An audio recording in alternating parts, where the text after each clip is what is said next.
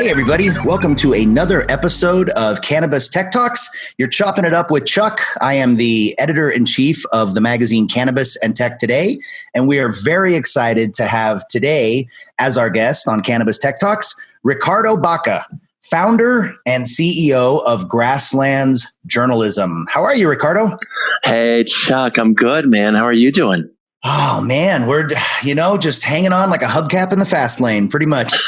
That's all we can do right now, right? Everything is moving so fast right now. And, of course, you and your team are out there covering the impact of these modern times on this industry, of course. And God, I'm sure you feel the same way that I do, because this news cycle is just flying by. The minute you write something, there's an update that needs to be added. There's a change that needs to be made, because it's just flying so fast. It's unbelievable.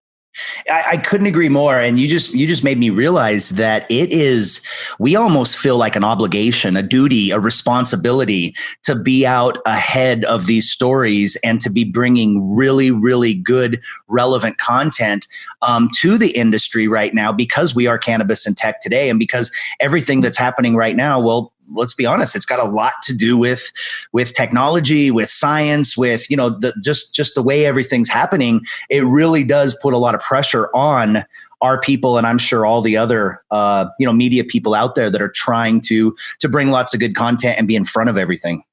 Yeah, without a doubt. I mean, I'm a long time journalist myself, but more recently, we're in the PR, marketing, communication space with Grasslands. But I still occasionally hop in and write op-eds for different publications when I'm passionate or driven, or I have something to say. And yeah, I wrote a piece for MG Magazine a couple weeks ago that was primarily around this issue of cannabis being declared an essential service during COVID-19. And I had to go back and rewrite it 3 times just to add some updates in the course of 2 days of pitching that article. And but it's the job of a journalist. You just have to be on top of it. And that's why people are coming to you for that information. Well, it's not very often that we get a kind of a cannabis rock star on our podcast. And I'm going to just, for the people listening, maybe that aren't familiar with you, I'm going to just give, I've got a little blurb here that we wrote up on your background. And let me know if I get this right, because you got some stripes here, my friend. You are a 20-year veteran journalist, keynote speaker, TEDx veteran, thought leader in modern media and drug policy circles. You served as the Denver Post's first ever editor and founded the news vertical, The Cannabis, where you covered the advent of adult use cannabis and related issues across the country, around the world. And as if that wasn't enough, you are featured in the documentary Rolling Papers, which is available on Netflix. Did I get it all? Oh, that's enough for sure. No, it's awesome, man. And it's so great to have you here, because you bring a world of experience and knowledge, from a standpoint of media and the whole industry right now. And I would love to talk to you about what is happening right now with the industry, with cannabis being deemed essential, and then also talk to you a little bit about kind of the media's role in all of this, and find out what's going on over at Grasslands. So, with that being said, how did you get into cannabis? Like, what was your kind of like your little story of how you first realized that this was the path you were going to be taking? Well, isn't this such a fun conversation to have with everybody because, whether you're asking someone how they first were introduced to the plant, or you're asking people and colleagues in the industry how they first got their toehold into this crazy industry, this crazy space, it's always such a wildly different answer. And, mine's pretty bizarre as well, Chuck. But, the brief version is that my introduction to cannabis, the plant, was somewhat timed with my introduction to cannabis, the industry, in that if we're going back to 2013, so about a year after you and I and so many others voted to legalize adult use cannabis here in Colorado, I was at a party And there were joints being passed around. There were pipes being passed around. I don't smoke cannabis, and I never have. I don't smoke anything. And so I would just grab it and pass it and grab it and pass it. And finally, I was inside getting a drink, and the host of the party said, "Hey, do you not consume? What's the deal?" And I said, "Yeah, I don't smoke anything all that successfully. And so it's just not my substance." And he said, "Well, what about edibles?" And I said, "Well, those have thrown me for a loop every time I've tried them. It's just so inconsistent and unpredictable." And he said, "Ricardo, that, we have a legal market here. It's medical, and you can buy a chocolate bar and know exactly how much is in that piece of chocolate." And that got my interest. And so he busted out a chocolate bar, sure enough, and I had a little nibble off the piece. I remember it must have been roughly 1 or 2 milligrams of activated THC, although I didn't know what that meant at the time. And sure enough, I was, 60, 90 minutes later, I was immediately alongside all of my friends in terms of headspace. And I woke up the next day without a hangover and with these incredible memories and just dreaming about such an incredible experience of what cannabis can bring to a social situation like that. And instantly, I remember looking at my then girlfriend, now wife, and telling her, "Wow, I think I have a new favorite substance." That was utterly delightful. My God. And if you can actually have a predictable experience with edibles, that would be everything. And sure enough, a couple months later, out of the blue, my bosses at the Denver Post, where I was the entertainment editor and the music critic at the time, they approached me and said, "Hey, we're going to start covering cannabis like it's any other industry because it's about to be legal like beer here, and we want you to run that coverage." And so both of these things kind of coincided. When my editors came to me, I was already consuming fairly regularly, very low milligram dosages on the medical marijuana side, and I was very piqued in terms of my curiosity, and so I took that job as marijuana editor for the Denver Post in November of 2013, and ultimately built a website called The Cannabist with my team at the Denver Post, and we set out to cover the implementation of recreational weed throughout the world. And that meant covering implementation in Colorado, of course, and Washington State later that year. My travels took me to the East Coast and West Coast, Amsterdam, Morocco, Spain, and even Uruguay. I went down to Uruguay, which was captured in that documentary you mentioned, to cover their first of their kind federal legalization, because of course, while Canada was the first G7 country to legalize federally, Uruguay was the first country to legalize federally, and they have a fascinating and increasingly robust system down there. And so that really is my cannabis story of how I found myself as both a regular consumer, but also a proud member of the industry. That's going to be a tough story for anybody to top. You know what I mean? Like, I would not want to have to follow you on the next podcast because that is awesome. Was the Denver Post the first paper to have a cannabis department or a cannabis editor? Yeah, the way, because we ended up getting a bunch of media around that. I was going on The View with Whoopi Goldberg and Barbara Walters, and I was on This Week with George Stephanopoulos from his New York studio, and the Colbert Report, Wait, Don't Tell Me, a New York Times feature. So the way those journalists kind of put into context what my team and I were doing back here in Denver was that we were the first mainstream media outlet in the world to ever cover cannabis industry as a legitimate beat, not like this is crime happening in our backyard. Rather, we're going to cover cannabis like it's the airline industry or like it's oil and gas, because this is legal and we're not making a statement one way or another. The citizens of Colorado chose to legalize this, and so here we are covering it as the state legal industry that it was. And that was really transformative, because if you think back to 2013-14, there wasn't much legitimate journalism happening around the industry itself, because the industry itself really hadn't legitimized itself much with regulations and taxes and things like that. So we were among the first journalists to jump in and really cover it from that deep regulatory perspective.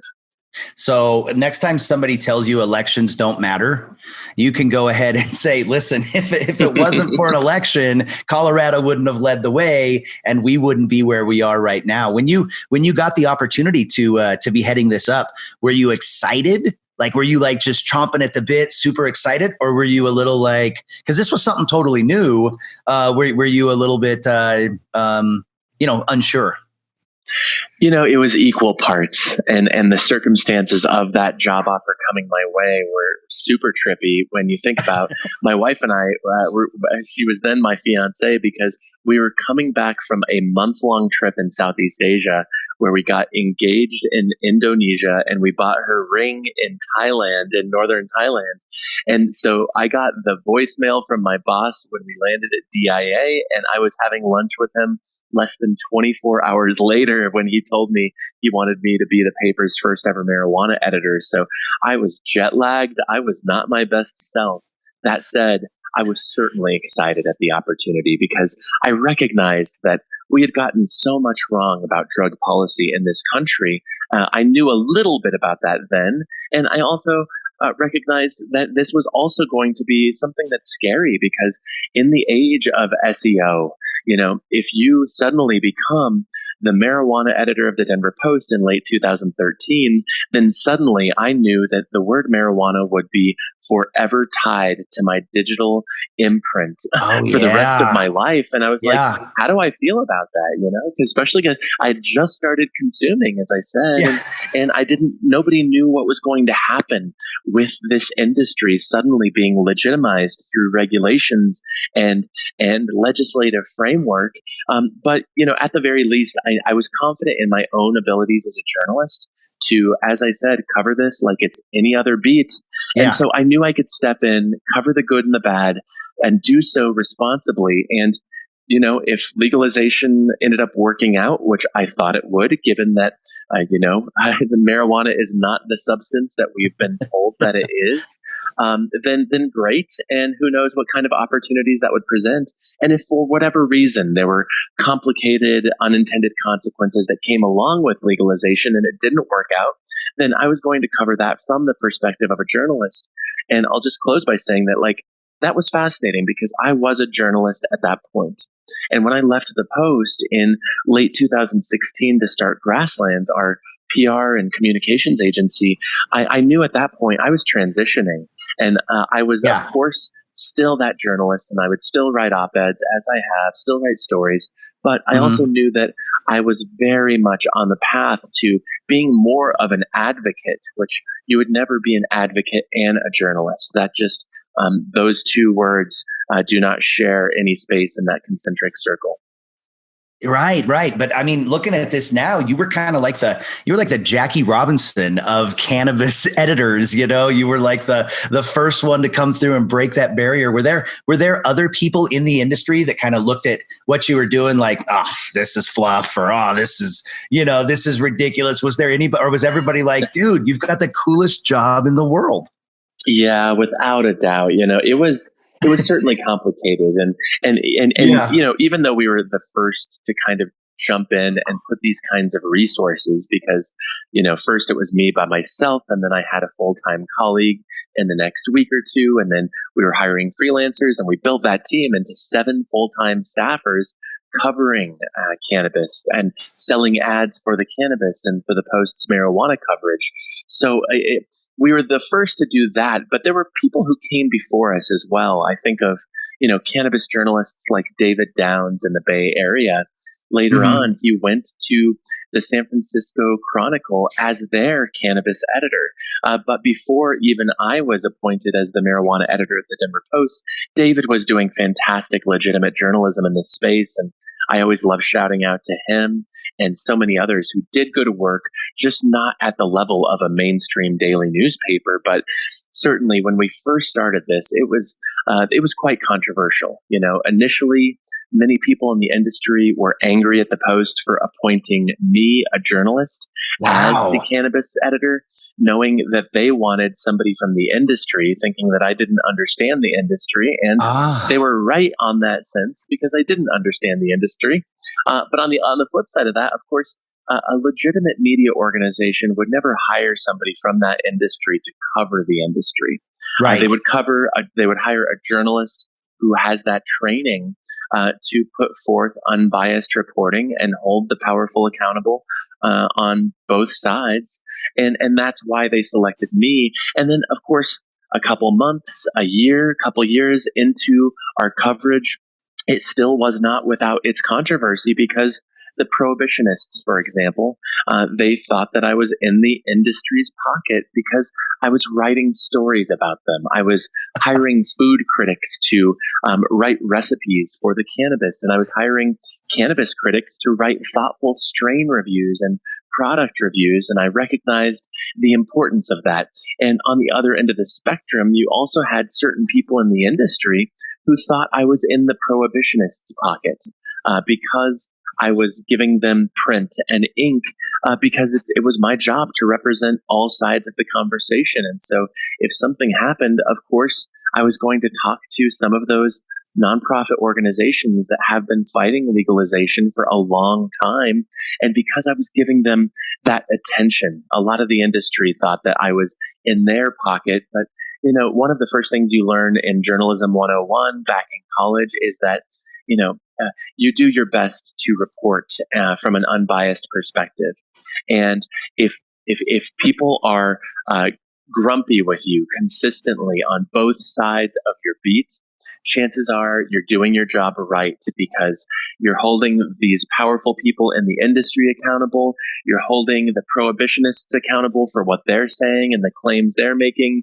And with my job, I was also holding the regulators accountable. So, for example, in March of 2014, when I recognized that a lot of these edibles had very varying, inconsistent levels of THC in them, I took those products, 10 different edibles products, to a state licensed lab, saw that indeed there were wildly varying amounts of THC in the products. And then I went to the state and asked them about it. And sure enough, they had not yet made testing for potency mandatory among recreational edibles manufacturers. And so that was a big Sunday page one story talking about this major fault of the industry. And some of that fault lied on the regulators because they hadn't made that mandatory, and they did make it mandatory 2 months later. So just an example of me holding everybody accountable as the journalist that I was. It's amazing how far we've come, since then, because now you've got, I was just at a media event, back when we had events. I was at a media event, a couple months ago, and Rolling Stone, had one of their people there. The Boston Globe had one of them. So it's definitely changed a whole lot since 2013, but absolutely, man, big shout out to David Downs, to all the journalists that first kind of, came on the scene and started covering this like a normal thing, which is, probably helped a lot lead to some of the destigmatization that we're kind of like striving for in the industry now. It's huge. It's huge. I mean, especially put yourself into your shoes of 2013 and you think about seeing a major metropolitan daily newspaper suddenly running cannabis strain reviews and infused macaroni and cheese recipes. This was a major turning point. And even though various people at the time, like Brookings Institution, the think tank, called me one of the most influential cannabis professionals in the world back in 2014, I appreciated that, but I wasn't a cannabis professional. I was a journalist. Mm-hmm. That said, I recognized that by the very basic foundation of me doing my job, covering cannabis as a normal industry, I was in the process normalizing and advancing this industry by giving it that credibility that, hey, we're going to spend legitimate resources in covering the implementation of adult use cannabis for the first time in the world, and the second time, and the third time. So that was a big part of it. And I agree with you. Props to everybody who came before us, because without those journalists, without those advocates, people like Dennis Perrone, who risked his everything in San Francisco to get medical marijuana on the statewide ballot for the first time and actually pass it in California, we are not here having this conversation in 2020 without those folks. That is fascinating. So listen, we're going to take a quick break right now, but I want to come back. I want to talk a little bit more about the state of the state right now, with the media, with the cannabis industry, find out what's going on at Grasslands, and also talk about what I think is one of the biggest things that we've seen happen in the past week or so is cannabis not only being legitimized, but actually being deemed essential by governors and by different states all across the country. I think that it's a pretty big statement of where we are right now. So I'm really excited to talk to you about that right after we take a quick break. Thanks for listening to this episode of Cannabis Tech Talks. Today's episode is brought to you by Ulabo US. Temperature control plays a vital role in cannabis extraction workflow. Attention to detail and optimization of processing conditions from extraction to component isolation remain critical to maximizing yield and purity. Ulabo US has the scientific equipment you need to accurately and easily control temperature during cannabis processing and post-processing. Ulabo US products provide heating and cooling power for rotary evaporators, closed-loop systems, extractions, distillations, decarboxylation, winterization, and more. Visit Ulabo US to learn more. That's www.julabo.us to learn more. Hey everybody, we're back with Cannabis Tech Talks. You're chopping it up with Chuck, and we are here with Ricardo Baca of Grasslands. And I wanted to ask you, Ricardo, what do you think about kind of the state of the state right now of media in the cannabis industry? I think we are so thankful to have such a robust platform of outlets covering this industry, both from the mainstream as well as the trade side, including what you and your colleagues do, Chuck. This is such an essential time for this industry as it grows and evolves and matures and ultimately becomes the industry we all know that cannabis is capable of becoming. But a big part of that is needing more coverage, needing more legitimate coverage, not only from the mainstream outlets, because I do think that's really important, the perspective they have to offer and the audiences that they serve. But, one thing I have very much learned in the last 3.5 years after leaving myself a lifetime of mainstream media is the importance of trade media organizations to industries, because I'm a mainstream daily newspaper guy, and Sure. that is my background. Sure. As I was covering entertainment, I would interview people who worked at Billboard and covered the live music industry, or people who worked at, Variety or the Hollywood Reporter. And so that was my experience with it. But I don't think I recognized the full importance of the Billboards and Varieties and Polestars and Hollywood Reporters of the world until I actually left media and started a public relations agency, and now see the integral role that trade media outlets play for the cannabis industry itself. So, we've certainly seen some cutbacks in recent weeks, in large part because of this COVID impact. Layoffs at Leafly, and never like to see that, because I think they do a great job, and pending layoffs and furloughs at other media organizations. And I send my love and support out to everybody, including you and your team, because we need media covering this space. Media makes an industry more honest and better. It just elevates that industry. So I think we're in a good place now, and I'm also confident that we'll see a lot of these organizations rebuild after this COVID social distancing passes and we work our way through this forthcoming recession.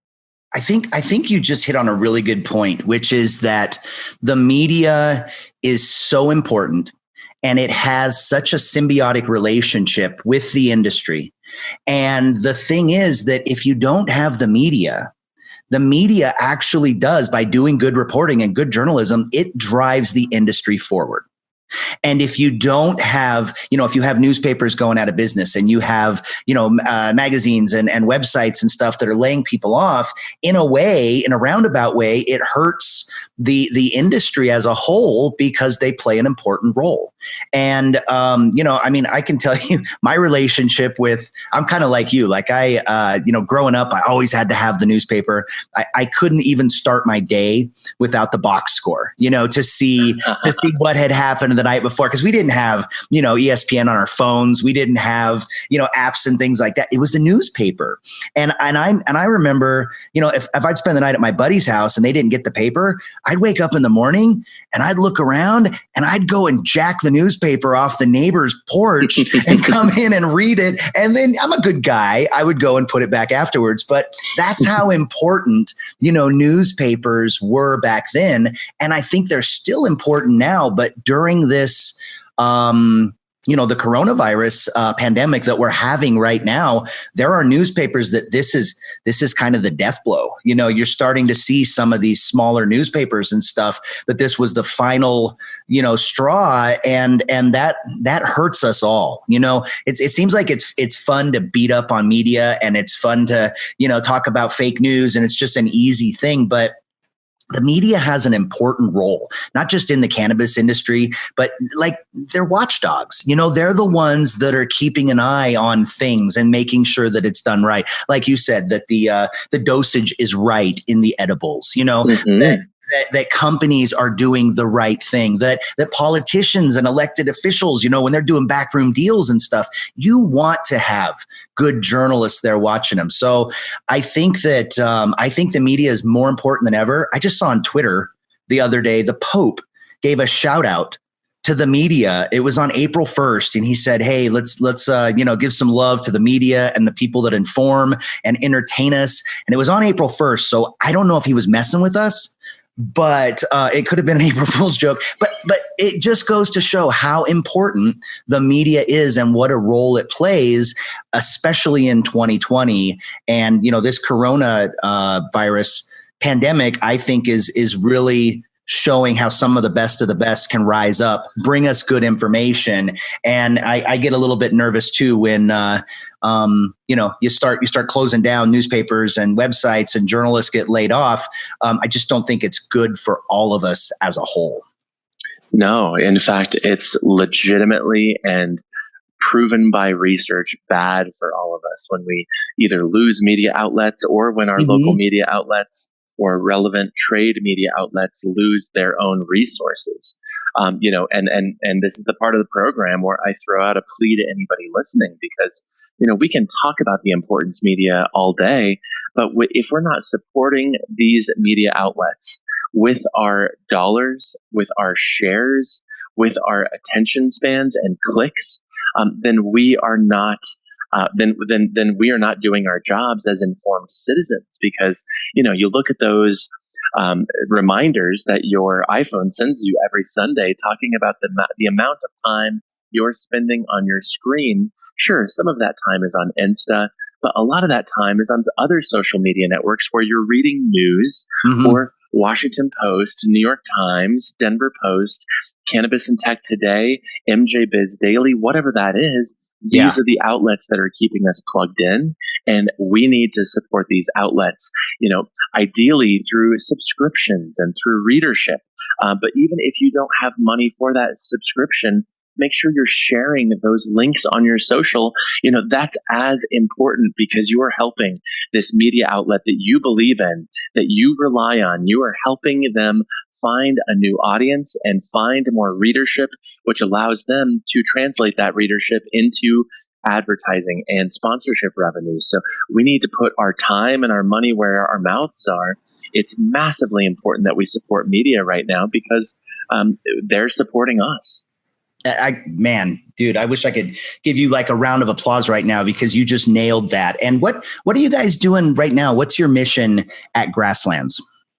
What's most important to what you guys are doing right now? Because again, these are crazy times, and you guys are very, very key in the industry. What's going on over there? Yeah, without a doubt. So, our In normal times, Grasslands is a strategic communications agency. We help clients with public relations, thought leadership, as well as content marketing. And so thought leadership is your bylined articles publishing in media outlets, and it's also you speaking in podcasts like this one, or at events and conferences. And content marketing is, of course, making sure that your owned media house is in order. So, your blog on your website and your website copy in general, not to mention your social media. And so that's what we specialize in. And that is really where we still are right now, because mid-COVID, here we are a month into some of these shelter-in-place restrictions in the U.S., we are practicing a lot of crisis communications, which is a large facet of any agency's PR program. And it happens to be one where we really excel in, especially because Grasslands comes from such a journalism-minded approach. And so lots of crisis communications, these brands in the cannabis and hemp industries, and we work with other organizations in government and technology and healthcare. We need to be communicating as brands with all of our stakeholders, and whether that is the end consumer or our partners and vendors or our ownership and investors, that communication is so essential at a time like now, where public markets are freaking out and we're heading into a recession, and generally we're all stupefied because we're looking into the abyss that is known as the unknown. And that's really, really scary. And so now is the time for a brand to make sure they are communicating with their most important stakeholders. And that's when you have your agency. So that's where we're spending a lot of time right now, Chuck. We also just introduced a brand new service, a service that we've never offered before, and that is this concept of virtual thought leadership. It's one thing when we can manage your speaking engagements at conferences and expos, but right now we can't really do that because those conferences and expos aren't happening. And so this virtual thought leadership program is helping brands create panels and webinars of their own, or even just creating Instagram live strategies so they can continue to reach out to those target audiences. Which is so essential. Chuck, I'm sure you see a downturn on certain areas of your business, and we've seen a downturn in our business, as oftentimes marketing expenses are the first to be cut. And of course, that can be an advertisement in your magazine, or it could be your monthly retainer with Grasslands. But I'm here to make the argument that now more than ever, it is so incredibly important for a brand or a business, professional services or product-based, to be communicating with its people. So now is when people should be doubling down with their marketing spend, making sure that their advertisements can still go through, making sure that they can still honor these arrangements with their agencies, because, there's never been a more important time in the legal cannabis industry to communicate with your stakeholders than right now, heading into the first recession of the legal cannabis era, as well as heading into this era where cannabis is increasingly considered an essential service, as you said, which is so huge. So that is what we do at Grasslands, and anybody can learn more about what we do at mygrasslands.com. So you're saying that brands should not go dark right now? Oh, going dark would be the worst thing a brand could possibly do right now. And, I'm not unsympathetic to their situations, because these brands are facing challenges of their own. But for example, if you can't honor that agreement that you have with the agency running your social media, for example, you need to run your own social media. You cannot go dark right now. That would be a devastating blow to everything you've been working for through all these years. I've been through a couple of situations similar to this. Of course, nothing. I don't think any of us have experienced anything exactly like this. But I was working in media during 9/11. Selling advertising for Major League Baseball, and that was everything shut down for a few days, and that was obviously a monumental, thing that happened in this country. And then I remember, 2008, when we were losing hundreds of thousands of jobs a week and the whole economy was imploding. Same type of deal, right? You had companies saying, we don't want to advertise, we don't want to communicate, we don't want to do anything. And I think what I've discovered is that, tone matters.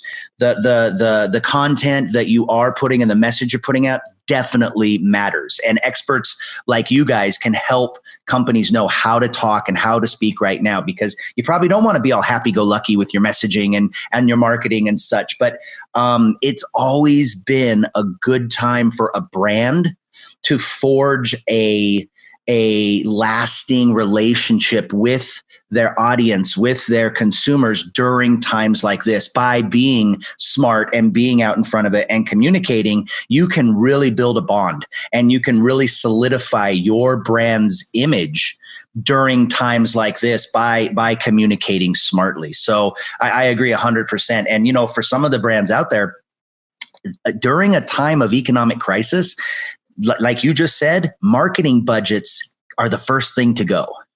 And so if a company is trying to grab market share, it's a good time, like you said, instead of cutting back on the marketing, double down on your marketing spend, because you're going to get great rates and you're going to be able to grab market share where during normal times you might not have been able to do that. So really, really important that you guys are helping these companies navigate these difficult waters right now. But it's essential. And what you guys are doing is essential. The media is essential right now. And well, pretty good segue. The industry is essential right now. What are your thoughts on the fact that when the governors started laying down what was going to be essential and what wasn't, that cannabis made the cut? Well, I'm incredibly passionate about this subject, as you know, Chuck. But yeah, I think this is a historic moment, not only for cannabis, but also for progressive drug policy reform. Mm-hmm. I mean, we know that cannabis legalization is the biggest shift in drug policy reform of our lifetimes, hands down. But when you look at the timeline of cannabis becoming legal for sale and possession and use, let's say 100 years from now, we're going to be looking at that timeline. And this will be on that timeline, March 2020. Pennsylvania and Illinois and California and other states and city governments are declaring that cannabis dispensaries are essential businesses like pharmacies, grocery stores, gas stations, hospitals. This shift is the importance of it cannot be downplayed. It is legitimately monumental, and I say that without hyperbole, because what this means is this is acceptance where we haven't had it. So a very decided majority of legalization initiatives, I think all but one, have come about because the people said so. The people said we need to legalize cannabis medically or recreationally. I think only one was actually done by government at this point. And so, but this is the government's opportunity to say, hey, cannabis dispensaries are categorized similarly to pharmacies, and that is why they must remain open. And what's so huge about it, Chuck, is sure, this is huge for the industry, and I know I have a vested interest in this industry succeeding. Without a doubt, I am going to be the first to acknowledge that. But most importantly, this is about patient access. Mm-hmm. And whether we are talking about medical dispensaries or adult use, patients actually shop at both. As I wrote in one of my recent op-eds, and drawing a line like some of these state governments have done between recreational or medical is a broken construct, and it just doesn't make any sense, because we have legitimate scientific research that has been published in mainstream medical journals that straight up tells us a majority of the consumers shopping at an adult use shop are shopping for medical purposes. And so we shouldn't pretend that is not the case, and therefore we need to protect access by keeping the recreational shops open in addition to keeping the medical shops open, because as you know, that is something of an issue that we're looking at. Yeah, you've got, if you just went down a laundry list of, contributions from the industry right now during this time, you've got tax revenue, you've got jobs. There's a lot of people employed, not only in the dispensaries, but, on the back end, and, even the companies that are making products for this right now, machinery and equipment and stuff like that. That's been deemed essential as well. So you really do have, and then of course there's the relief. There's the fact that people do need access to this. This is a medicine. I was talking to my friend in Florida, who's a nurse, and I told her, we were talking about how cannabis is essential here and everything like that, and she was laughing, and I was like, "Why are you laughing?" And she's like, "Cannabis essential." And I was like, no, let's go through this. It really is. And they're not just doing that to be nice. They're doing it because it has become, I think, established as a part of the community and something that is really important. And man, can you imagine this back in 2013, it being like it is today? No, as I said, this is a huge step forward. And my second op-ed that I wrote just last week was an open letter to Denver Mayor Michael Hancock, and it published in our alt-weekly newspaper here called Westward. And, I just wanted to take an opportunity to share some of this data with Hancock, because I know Mayor Hancock is a very, very smart man. He is serving his third and final term in Denver. He lobbied. Is he a friend of the industry? Is he pro cannabis? No, I wouldn't say he's a friend of the industry. He actively lobbied against Amendment 64 back in 2012. But that's okay. That was a different era. He has come around to the people saying that this should be the truth, and he has directed his administration to implement this regulated marketplace.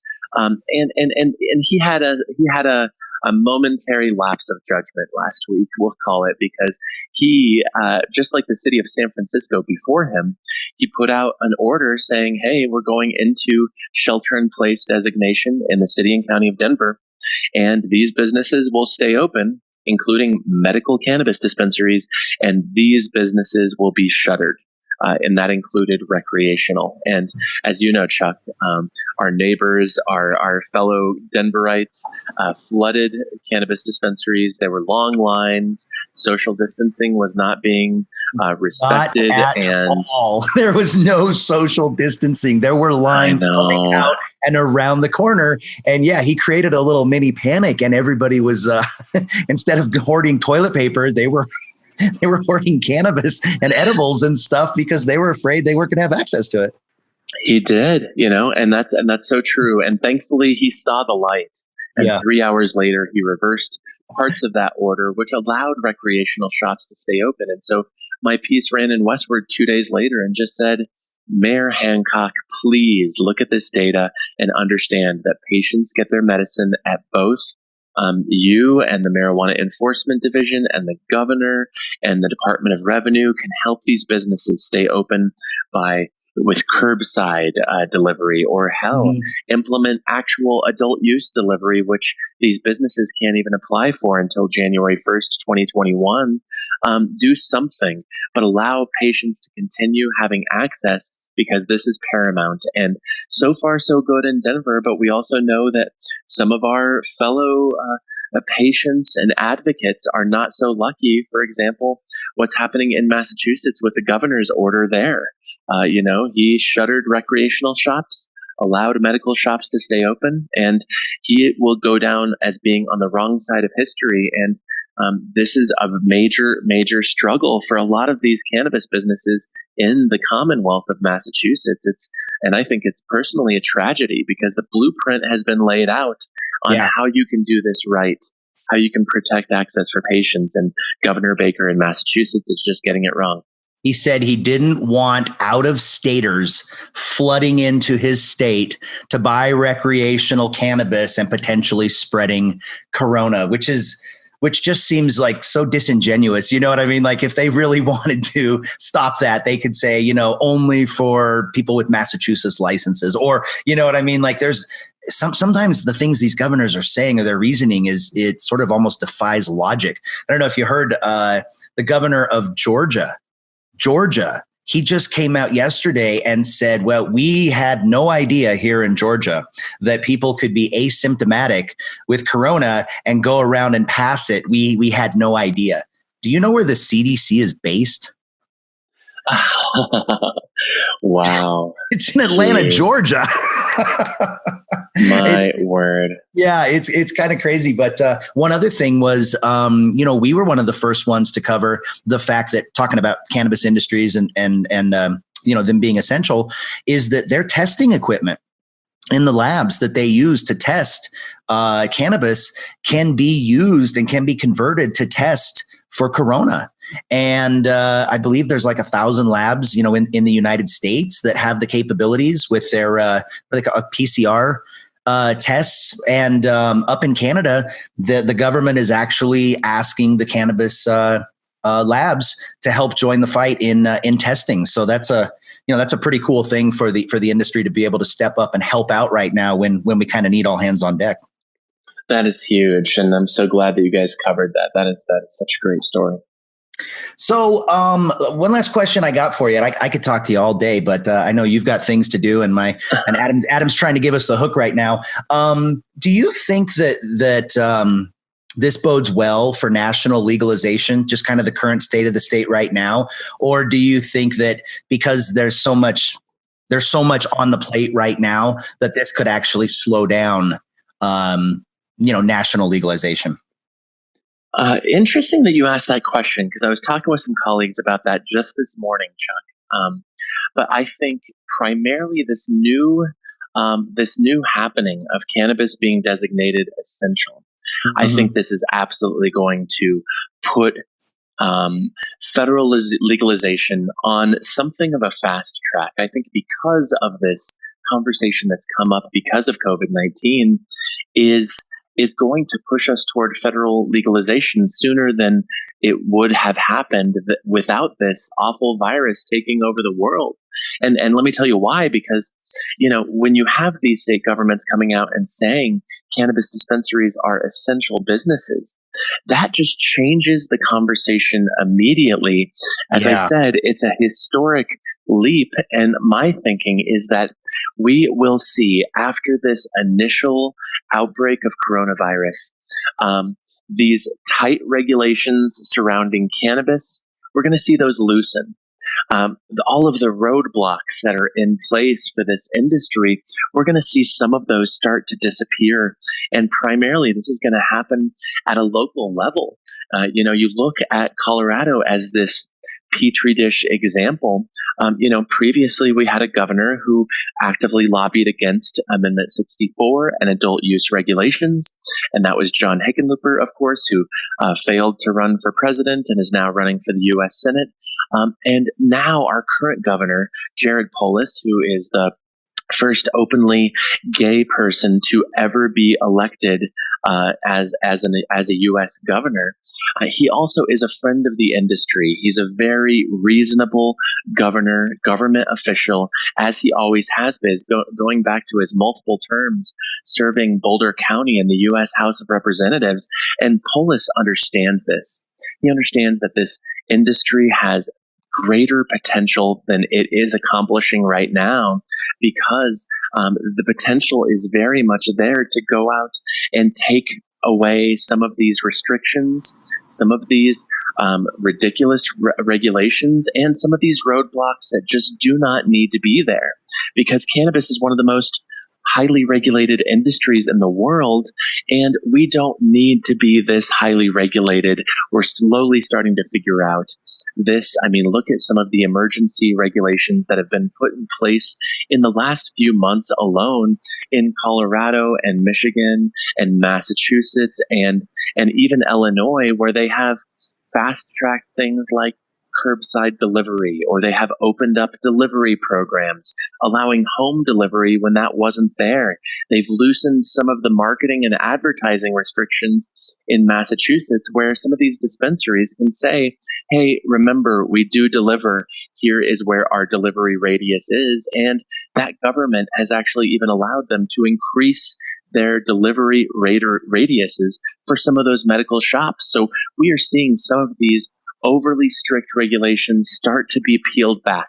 And I think that will ultimately lead to a warmer federal environment where federal illegality no longer exists. So I think this is very good for this conversation about legal cannabis, even as we continue to struggle as a society, as an economy, with this ravaging, awful coronavirus. Well, I think you're absolutely right.